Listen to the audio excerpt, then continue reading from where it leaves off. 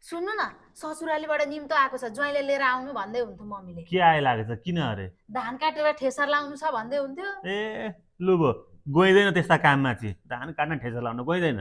अनि त्यो धान लगेर ज्वाइँले नै बेच्नुहोस् भन्दै हुन्थ्यो। ए हो र? त्यसो भए त अनि जानुपर्छ होला नि त फेरि। अनि त्यो धान बेचेको पैसा चाहिँ ल्याएर मम्मीलाई नै दिनु अरे फेरि। ए लु भो गइँदैन, त्यस्तो काम गर्न गइँदैन।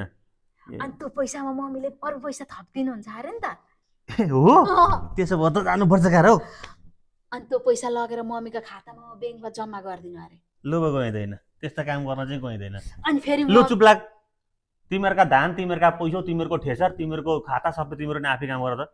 मलाई केही पनि चाहिएको छैन, केही पनि गर्दिनँ म। अनि बोलाइरहनु भएको छ त ज्वाइँले लिएर आउनु पर्दैन भनेर। पर्दैन, तँ आफै जा, तँ आफै जा, के गर्ने गर त। यो मान्छेको दिमागमा त अनि धान बेच्न कसले लान्छ? जसलाई पैसा चाहिन्छ उसले लान्छ, छैन? अनि पैसा लगेर ब्याङ्कमा कसले राखिदिन्छ? जसको खाता उसो राख्ने नि। तपाईँ नजाने भनेपछि नजाने म त के न आइ लागेछ क्यारे भएर पो म त्यही त यत्रो बिटो पैसा दिएको भए त जानुहुन्थ्यो होला नि।